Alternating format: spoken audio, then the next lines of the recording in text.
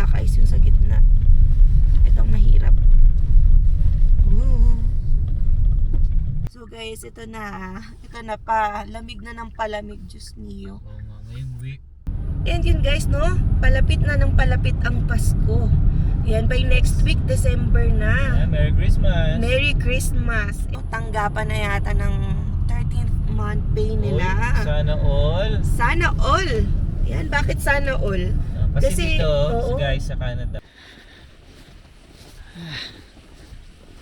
Grabe.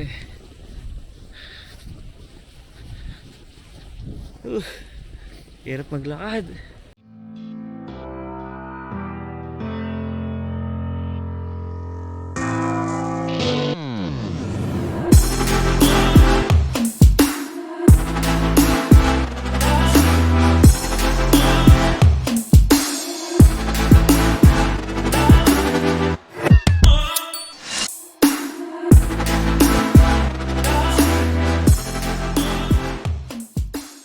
Morning guys. At yan, dito tayo ngayon sa daycare ni Zion. So binabalang ni Emma. Grabe, sobrang lamig ngayon guys. Tignan nyo naman, minus 16. Ay, tindi. Yeah, it's Monday guys. Mapalaban na naman tayo sa pagdadrive ngayon. Actually kagabi, nung umuwi kami galing kami kila Dwayne, ang dulas ng kalsada, grabe. Kasi nga wala na rin masyadong dumadaan. Kumbaga nag-freeze na yung mga yung mga yelo. Grabe, talagang ang dulas. Sumasayaw yung sasakyan mo kaya sobrang bagal lang namin talaga. Buti na nga lang malapit lang din kami kila Dwayne. Sa Machinok lang din kasi sila banda. Nakakatakot mag-drive. Pero at least ngayon maraming dumadaan, so hindi masyadong kumbaga yung daan is na lilinis kahit pa paano. Tapos yun pala sa akin, ewan ko kung effective siya. Kasi itong sasakyan ko, meron siyang mode na snow. Kunyari nakaganyan, no? Ito yung normal ko. Comfort yung ginagamit ko lagi. So pag denied ko siya, pinunta ko siya sa snow. Yung screen no? Ang slippery. Yan. Pero ang nangyayari kasi guys, parang kapag nagsisilinyador ako, hindi siya ganun kalakas. Kahit mabilis yung apak ko, hindi siya yung power hindi agad na bumibitaw. Magadahan-dahan siya. So yun yung maganda. Okay, so asa kami. Ayan guys, no, na hatid na natin si Zion dito sa daycare. And dito sa loob ng daycare guys, medyo ma-snow. Ayan no, kasi ano to looban. Hindi to nalilinis, napakadulas. Kaya, yan, kitang-kita naman na punong-puno ng snow. Yan, maximum 20 lang naman dito. So, alalay lang din. So, tingnan nyo guys yung mga bahay dyan sa baba. Ayan. Yung pagkapin nga ni Alvin nung namin, traffic. Traffic nakalagay. Heavy traffic. Dahil baka may aksidente na naman. Or, mabagal yung drive ng mga sasakyan ngayon at madulas. Ito looban namin guys, kaya maputi pa. Pero pagdating ng highway, feel ko naman ay nalagyan na yun ng salt. Yan ng city. Papakita natin ang buong biyahe natin. Yung pataas na yun, ang hirap akyatin yata nun, baby. Kailangan may traction ganyan. Ito nga, hindi yan yung dumudulas, diba yung napapanood natin Kailangan four-wheel drive dyan. sa Facebook. Oo nga, ito parang Yan mini hill. Pag ganyan kaya, pero may nakapark steady lang siya dun.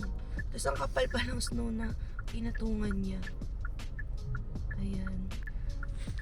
So guys, ito na pa, lamig na ng palamig, Diyos niyo. Oo nga, ngayong week, parang Sa Friday, magma-minus 23 kami. Friday, Saturday. Pero ngayon, minus 16. Tingnan natin yung weather.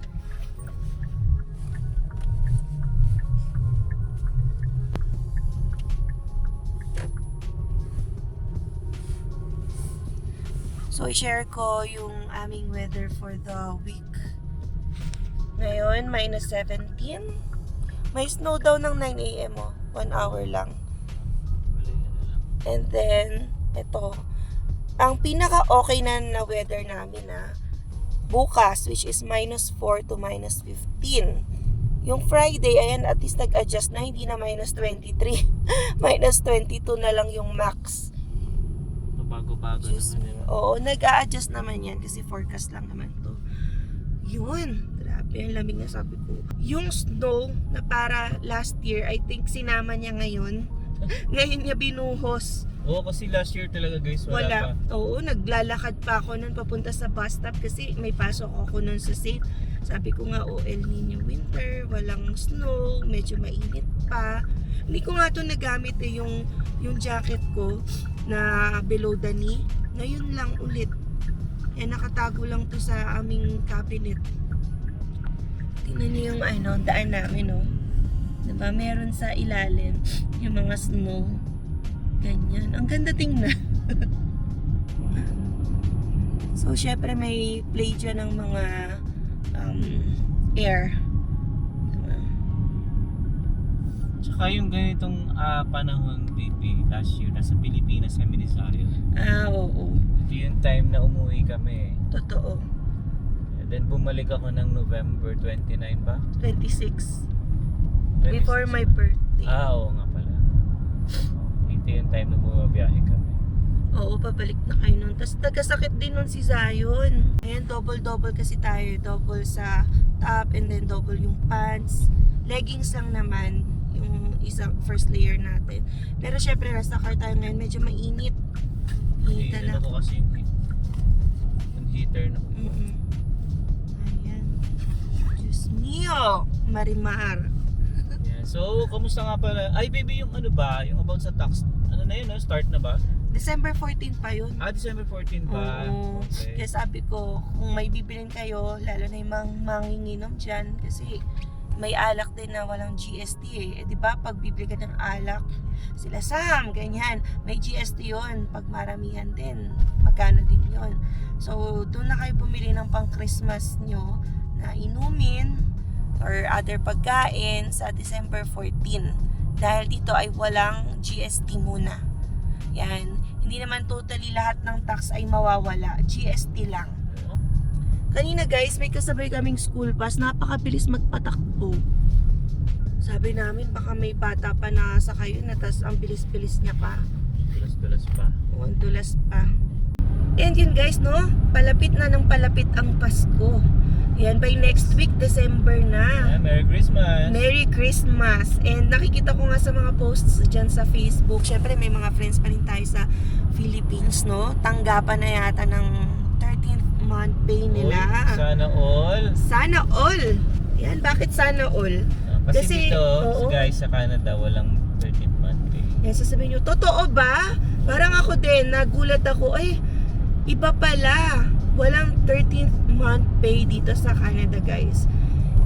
Walang ganun. Walang 14th month pay.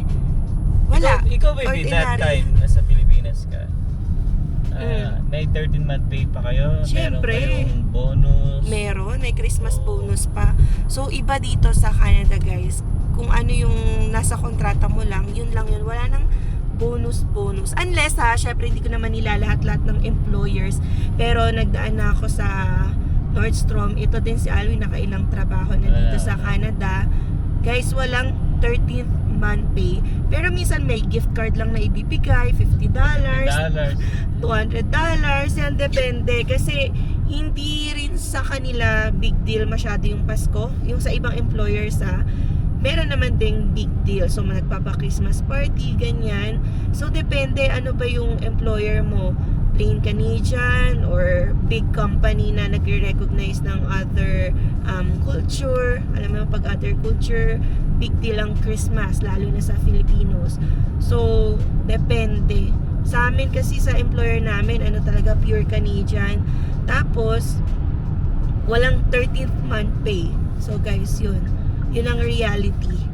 Sad, no? Pero mamaya, ang swerte na may magko-comment na meron daw silang 13th month pay dito sa Canada. So, lucky you. Yan, sana all talaga. Pero hindi siya talaga common dito and walang law na nagsasabing kailangan nagpo-provide ng 13th month pay Yeah. sa mga empleyado dito sa Canada. Pero bonus, pwede pa. Pwede pa, depende sa performance mo. Kaya nagpapa-bonus pala naman yung employer namin. So walang 13th month pay, pero nagpapa-bonus siguro depende sa naging 200. profit sa naging profit ng company or oo, Pwede na ako sa $200. pang kape-kape, pang gas, Ang grocery. pang grocery, pambili ng spaghetti, yung mga pasta. So, ganun. Pero, usapang naman, Christmas party. Siyempre, walang tatalo pa naman din siyempre sa Christmas party sa Pilipinas. Pabonggahan doon, may presentation pa, ang daming decorations. Sa amin, office namin, parang medyo sad, hindi ganun kasi super, Canadian ng aming employer. Wala nga kaming decor masyado. Alam nila na magki-Christmas, kaya nga nagpe-play or nagpa-plan ng get-together or theater outside yan during Christmas season, pero sabi nga daw ay madaling maubos yung tickets na yon, like yan Christmas carol na performance or theater, pero wala kaming alam mo yon yung program for Christmas party. Ang typical na Canadian employer or yung mga maliliit lang, kasi alam ko pag malalaking companies, yung mga libo-libong empleyado, meron talaga silang gathering. Pero dito pag maliit, dinner lang, ganyan, dinner sa labas, yun na yung Christmas party nyo. Yeah, buti kami. Ang Christmas party namin ngayon ay sa Banff. Ayan, Ayan. kakaibang employer naman to. Puti rin sa inyo, no, Canadian, Yeah, puti. pero yan, magse-celebrate din sila ng Christmas party sa Banff, Fairmont. Yeah. Ayan, sana all din. Siyempre. Siyempre, sasama tayo dyan bilang spouse. Yeah, And kasama sama yan. din si May Zion. bata. Ayan. Tapos yun guys, libre lahat yun. Yung Libre room accommodation, namin, yung food. siyempre yung food, kasama din, dinner, breakfast, kasama na. Yan. So, para tayo nag-staycation sa isang hotel for one night. Tsaka hindi naman kasi ganun kahirap pumunta sa Banff. Napakalapit namin guys sa Banff. Kaya okay siya. 1 hour and a half. 1.5 lang, nandun ka na.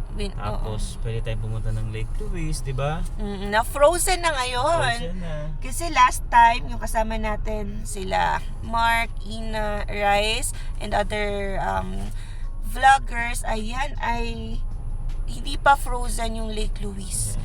Pero palamig Pero na malamig nun. na nun. Oo. So ngayon, for sure. Ay, hindi naman. Kasi lamig-lamig for boost lang. So, pero kasi with the temperature, baby, -16, feel ko nag-freeze na yon.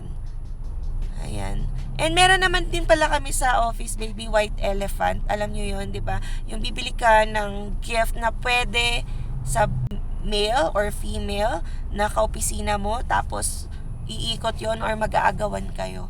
Ayan, kung sino yung pwedeng kumuha ng ganitong gift, pwede mo ring i-steal. So, yun yung kanilang simple Christmas party. So, at least nakikita ko kung paano mag-celebrate or what. Ayan yung mga companies dito. Pero syempre, no, nag-iisip din ako or tinitingnan ko ano ba yung company culture kapag sa lilipatan nating next or yung i-goal mong company, dapat nag-recognize din ng mga ganong events. Syempre, kapag trabaho ka lang ng trabaho, medyo mababurn out ka, tapos wala kang ina-anticipate pagdating ng Christmas, biglang bago yun sa iyo. Kasi sanay tayo sa Pilipinas na may something. Tapos dito simpleng dinner lang. Yan, depende. Yan, at least kila Alvin pupunta sa Banff. Yeah. Then last year, wala kang work pala last year, no? Wala akong Hindi ka pa work. pala Oo, nagtatrabaho. wala. Kasi ako naalala ko, last year ay nasa warehouse pa ako noon. may- Christmas party tayo dun sa parang cowboy Oo, restaurant. may Christmas party din sila pala. Yeah. Pero, walang program, nag-ano lang, raffle. Yeah, nanalo tayo doon. Yung Diba? yung camera hindi pa na nagagamit eh. Oo. Oo. Yun. So, ang pinipray kasi ni Alwin noon, TV. Siyempre, Yeah. hindi naman sinwerte sa iba na punta. Yes. Pero lahat kaming Pinoy, ay hindi naman lahat, karamihan Karamihan. nanalo dun sa raffle, puro Pinoy. Yes. Nakakatuwa. Actually, isipin nyo guys, no? Yung pinuntahan kong warehouse before, ang dami rin Pilipino. Ngayon sa trabaho ko, ang dami rin Pilipino. So, Nakakatuwa. hindi na pala Indians ang nagdo-dominate. Pilipino na. And then, siguro sa work mo, mas gusto talaga Pinoy ang kinukuha. Tama. Oo. So, sa amin, ako lang yung Pinoy. Parang ano lang kami, 8 employees, ganun. Or 7. Tapos, ako lang yung Pinoy. Muntik na sana si Sam. Pero kasi, alam niyo naman, change of plans. Dapat dalawa kami dun eh. Yeah, nakakuha kasi siya guys na mas magandang trabaho. Siyempre, kung saan yung better opportunity, doon tayo. Ito na nga po, So, ang anyway, build up. Ako guys, ito, traffic. Traffic. Ang takbo natin, 5. 5-6. So, Malilate ayan na na, ako. nakikita niyo yung aming speedometer sa window. Late kami guys, pero that's it. Pansit. So, kailangan mong mag-merge dito. Ay, hindi na, may change lanes din naman.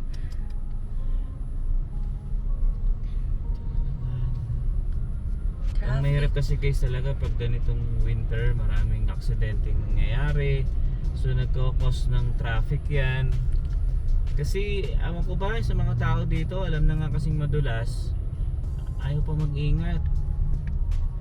Masyado silang kampante sa mga gulong nila eh. Kasi kahit naman guys naka winter tire kayo, dudulas at dudulas pa rin kayo. May sabi nga nung mga ibang kakilala ko, nasa driver lang yan. Diba? Pero ingat pa. Pero ingat din talaga. Kasi nga, sabi ko nga kanina, inunahan talaga kami or nag-overtake sa amin yung school bus. Sabi ko, bilis naman ito. Knowing na school bus siya at baka may dalang mga bata. So, dapat talaga ngayon ingat. Tama, bibilis. Kasi dito, kasi hindi ka naman madudulas basta-basta kung maingat ka mag-drive eh. Kung alam mo yung ginagawa mo. And guys, would you believe itong part na to ay golf course. Ngayon, wala ka nang makikitang green dyan or paano ka mag-golf dyan. So, yung golf din dito ay seasonal. Hindi ka pwedeng makapag-golf ng winter season. So, ibang businesses naman yung raratsyada ngayon. Yan yung mga may winter activities. Lakeview Golf Course. So, hindi pa nga kami nakakapag-golf dito, pero ayan, isa rin siya sa mga magandang pastime, recreation dito sa Canada. Ayan, laki ng area nila. Ito na nga po ang sinasabi sa hula. Traffic guys, tamang traffic. Super traffic. Ito yung pinakamalalang traffic na naabutan namin papasok sa trabaho. Grabe. Dito sa Waze naka 3 kilometers per hour lang siya. Pero ayan, at least moving ng bahagya dito sa lane na to, sa kabila not moving masyado. Yun nga lang, late na tayo. Ano lang, work lunch.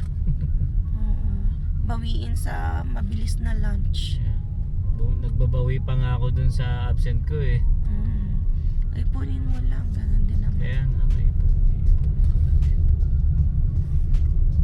Ayan.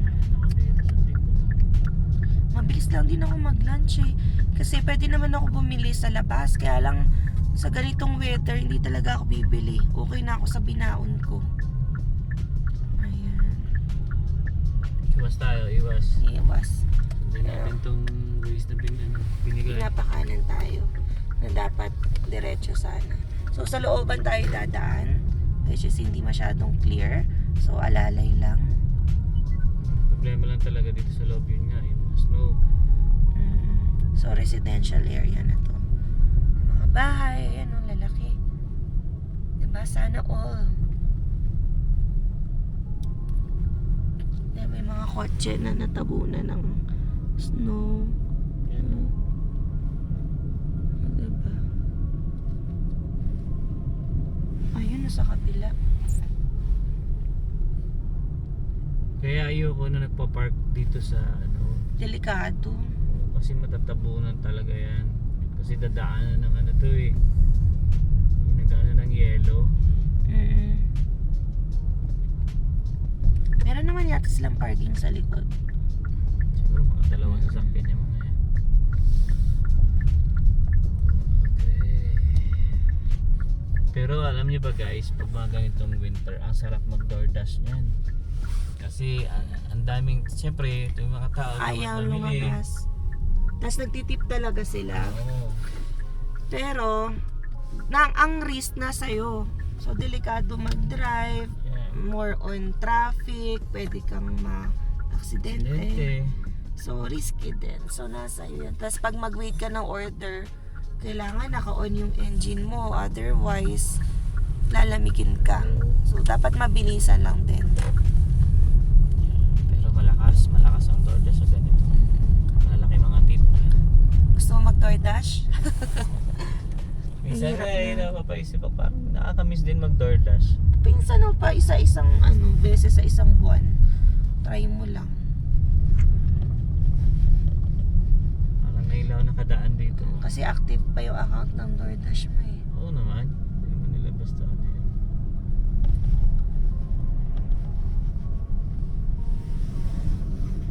Soccer field yata to.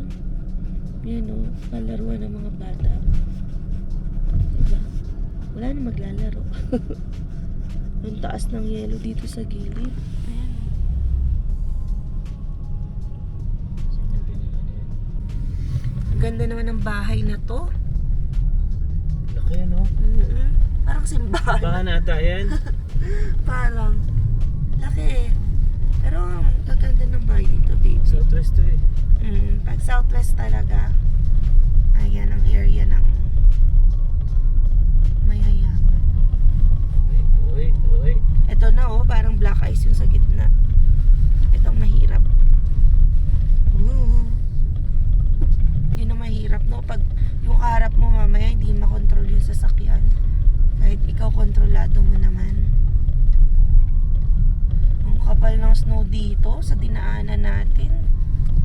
Hindi pa na ano.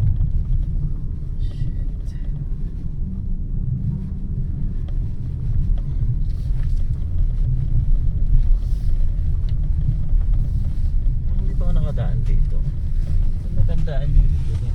Minsan, nakadaan na tayo dito. Nag-iiba lang talaga itsura kapag may snow na. Kasi wala kang makikita eh. Panay ano, putik. Iba ang ganda ng bahay dito. Mas basta sa Southwest. Ayan. Ito old house na. A few inches later. Okay guys, so kailangan natin magmadali. At tayo ay late na.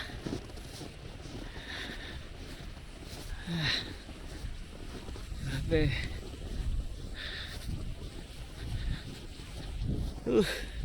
Hirap maglakad.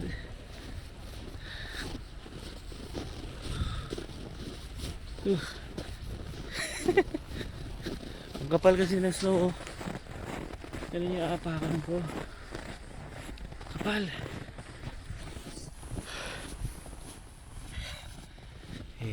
Hirap ng ganito guys pag winter talaga. So pasok muna tayo guys. Several song-filled hours later. Grabe. Mahirap talaga tong snow na to ah. Ang hirap maglakad. Ang kapal oh.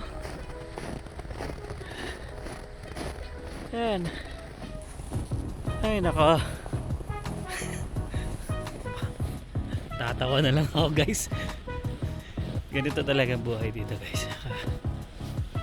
Kaya nga ano eh, kung tutuusin guys, ang ganda talaga pagka nasa Vancouver ka, ganyan. Kasi nga hindi siya mas snow pero mahal. Yun lang yun eh. Hirap ng buhay. Tawanan na lang natin guys, tawanan na lang natin. Ganyan talagang buhay dito sa Canada. Pero hindi tayo sumusuko. Hindi tayo nagrereklamo. Happy lang tayo. Iba kasi talaga yung snow ngayon, grabe. Kumpara nung nakaraang taon.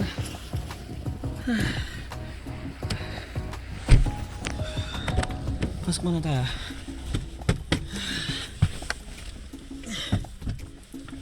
Yun. Oh. Ewan ko, natatawa na lang talaga ako guys kapag mga ganitong nung panahon kasi sobrang lamig talaga. Actually minus 9 lang pala ngayon, no? Pero malamig. Ayun. Kaya nang pumasok kami ni Emma, parang minus 50 na tayo. Okay, so ayan guys. Biyahe naman na tayo kasi susunduin natin yung baby ko, yung batuta ko. Miss ko na yan. Okay guys, so babiyahe muna ako. At syempre kailangan natin mag-focus sa daan kasi medyo madulas ang daan. And kailangan kong magmadali din kasi nga kay Zion ay guys si Zion kailangan masundo natin before 6. So 5:05 pa lang naman. So kaya kayang-kaya. Abot naman yan. Kasi pagka hindi tayo mabot ng 6 may multa tayo. Okay, so yun guys, mamaya na lang ulit.